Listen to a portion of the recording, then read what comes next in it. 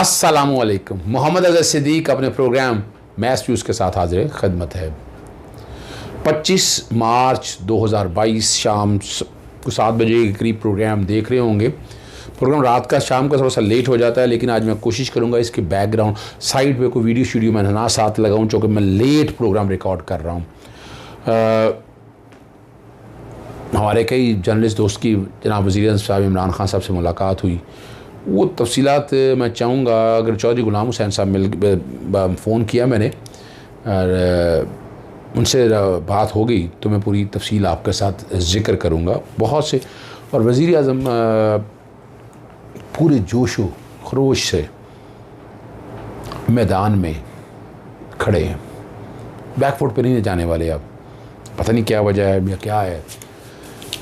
वो जब तफसीलियात बात होगी ना, तो मैं या तो चौधरी गुलाम हुसैन का थोड़ा सा चंक रिकॉर्डिंग का मैं क्या गुफ्तगू हुई वो मैं अपने प्रोग्राम में आपको चला दूंगा अगर अवेलेबल हुए उनकी रिकॉर्डिंग, वरना मैं ख़ुद तफसीलात बता दूंगा। आज मैंने सुबह जैसे स्पीकर का इजलास हुआ, आज कुछ ना हुआ, वो मैंने आपको कहा था और मैंने फिर ट्वीट किया कि ख्वाजा आसिफ के साथ मैंने ट्वीट किया कि आपके पास 172 से ज़ायद वोट हैं तो आज बेहतरीन मौका था कौमी असम्बली में पेश करते। इमरान खान साहब इखलाकी तौर पर तहरीक अदम एतमाद जीत चुके हैं। बैसाखियों के सहारे के ज़रिए कौमी असम्बली में तो जीत सकते हैं, मगर आवाम को क्या जवाब देंगे। उन्होंने वो तकरीबन 162 में से 159 का वो शेयर किया कि PMLN में से 84 के 84 आ गए, पाकिस्तान पीपल्स पार्टी पार्लियामेंट 56 में से 55 आ गए, MMM में से 15 में से 14 आ गए, ANP BNP ये सारों का जिक्र कर रहे हैं।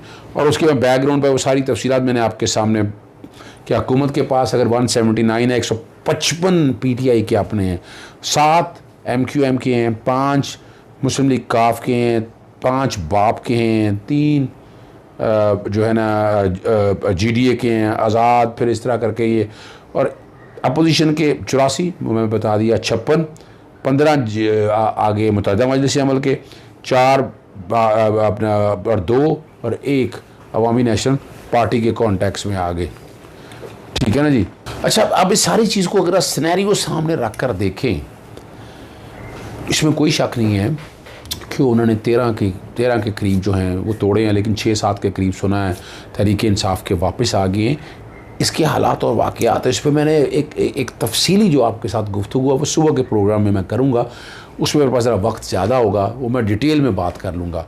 और कुछ चीज़ें शायद मैं संडे वाले दिन के में, जो कि कल के दिन में भी कुछ गहमा गहमी ज़्यादा होनी नहीं है। असल तो गहमा गहमी 27 की तारीख की है, तो 27 को क्या इमरान खान सब चीज़ें लेके आते हैं, कौन से ट्रम्प के कार्ड सामने रखते हैं, वो अब तक मैं तफसीली में गुफ्तगू करके आपको बताऊंगा मैं।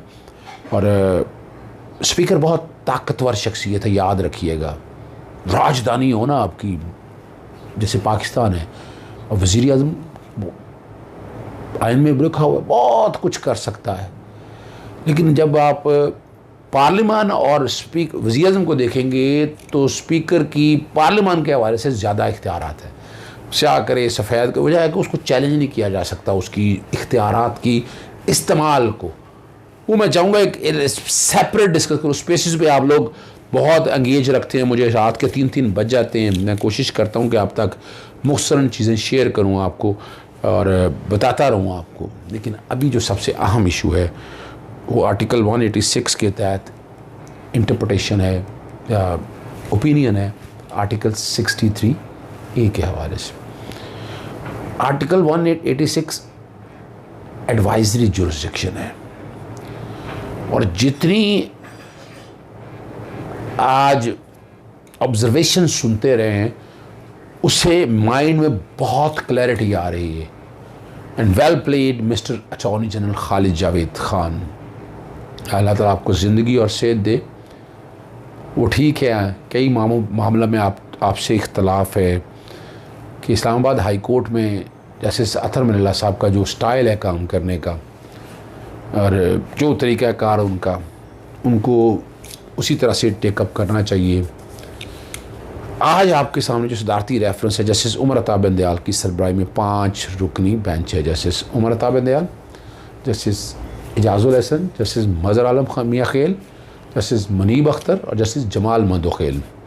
जस्टिस मज़हर आलम और जस्टिस जमाल मंदोखेल।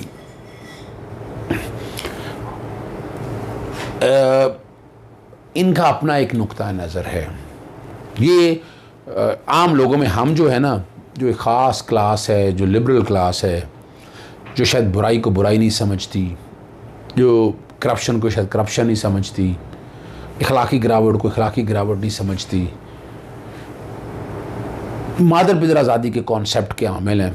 हालांकि मादर पिदर आज़ादी का कॉन्सेप्ट पूरी दुनिया में नहीं है। It is always subject to reasonable restriction. और आर्टिकल 19 पढ़ लें, एक क्लासिक मिसाल आपके सामने। आज कोर्ट में हियरिंग हुई, अटॉर्नी जनरल ने दलाइल शुरू किए और बड़ा मज़ेदार जो दलाइल सबसे पहला जो दिया वो पार्लियामेंट में ख़वातीन और अक़लियतों की मखसूस नशिस्तें होती हैं। अब ज़रा समझिए पॉइंट क्या है। मखसूस नशिस्तों को अवाम ने वोट नहीं दिया होता। पार्टी एक लिस्ट देती है, उस लिस्ट में से अपनी हिस्सा मुताबिक जुस्सा, मैं जान के कह रहा हूँ कि वो जो आपकी परसेंटेज है ना सर्टन, उसके मुताबिक वो सीटें ले जाते हैं। और साथ उन्होंने वाज़े कहा कि यही जो मखसूस नशिस्तों वाले हैं ना, ये सिंध हाउस में मौजूद थे, चने तो नहीं बेच रहे थे वहाँ। और ये इल्ज़ाम वाज़े तौर पर है, सबूत आ जाएंगे वीडियो की शक्ल में, ऑडियो की शक्ल में, कि सिंध से लेकर चले गाड़ियों का काफ़िला और सिंध हाउस के अंदर आया और गाड़ियों में नोट, ये इस तरह की बातें हैं। बाई एयर कुछ आए, कुछ बिटकॉइन से पैसे ट्रांसफ़र हुए। ये सारा वाज़े तौर पर है, मखसूस नशिस्त पार्टियों की जानिब से फ़हरिस्त पर मिलती है। और यहाँ जो चीज़ सबके रिमार्क्स है वो बड़े ज़बरदस्त हैं। और ये वोट अमानत है। अमानत इस तरह से कि आपने, पार्टी ने आपको ये दिया और आप उस नशिस्त पर आपका सारे इख्तियारात इस्तेमाल करें। पर 3 जगह जो आर्टिकल 63A बैकग्राउंड पे मैं फिर दोबारा चला रहा हूं, वहां नहीं कर सकते आप, वहां आप नहीं कर सकते। वो 3 क्या है? एतमाद, अदम एतमाद, वज़ीर आज़म, वज़ीर आला और फिर मनी बिल। इन तीन पे आपको आज़ादी नहीं है। जैसे आर्टिकल 19 में मादर पितर आज़ादी नहीं है, रेस्ट्रिक्शंस हैं। इस तरह यहां भी इख्तियार कर ख़त्म करने के लिए ये 3 रेस्ट्रिक्शंस हैं। और इस पर मैं तफसीली बात सुबह करूंगा आपके सामने।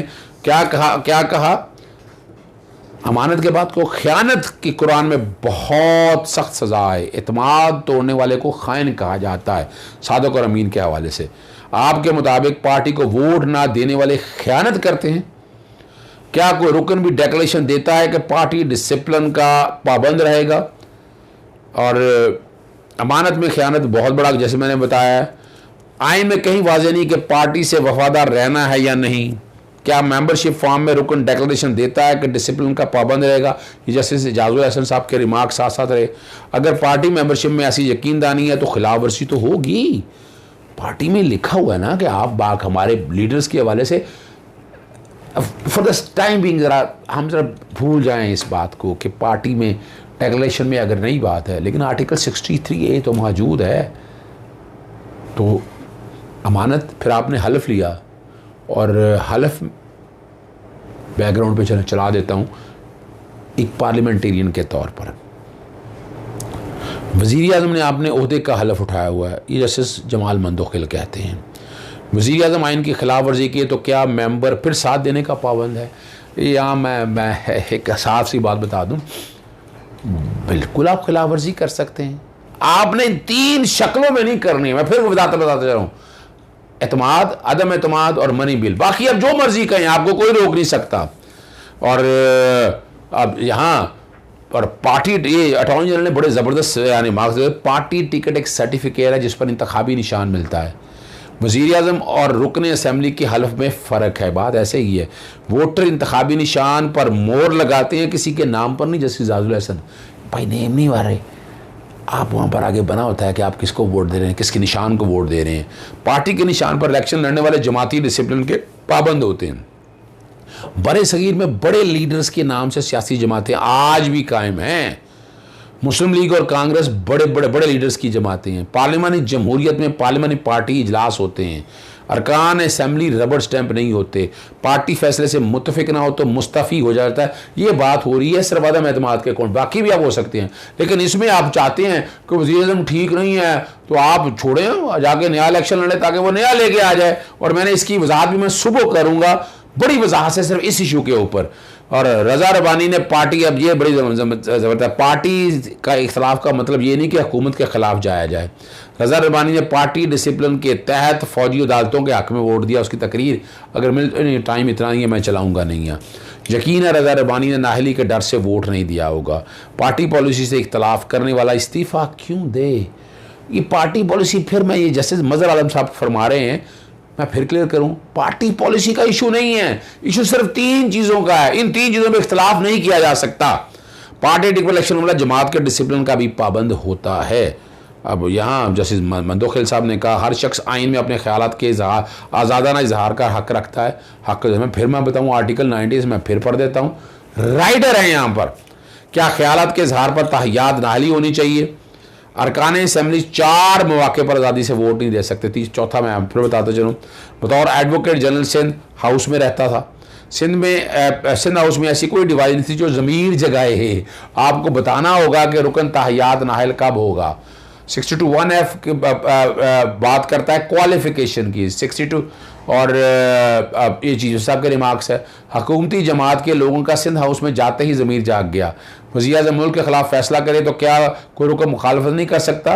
मुल्क के ख़िलाफ़ काम करने पर रुकन खुद को पार्टी से अलग कर सकता है। पार्टी से इख्तलाफ करने वाला शख्स क्या दोबारा मैंडेट ले सकता है? ज़ाती मफाद के लिए लोगों को छोड़ कर जाना बेवफाई है। पार्टी के अंदर जमहूरियत हो तो आर्टिकल 63 की ज़रूरत नहीं है रहती। आर्टिकल 63 की खूबसूरती है कि उसे इस्तेमाल करने का मौका ही ना मिले। क्या ये चीज़ साहब के रिमार्क्स हैं, क्या मुनासिब ना होता था कि सदर पार्लियामानी जमातों से मशवरा करना मुनासिब नहीं होता? जैसे जमाल मंदोखेल के हैं, पार्लियामानी जमातों से मिलकर आइन में तरमीम हो सकती है। गुलाम इसहाक खां इस तरह सबको बुलाया करते थे, अटॉर्नी जनरल। अभी तो किसी ने इन्हाफ किया ही नहीं, आप रेफरेंस ले आए।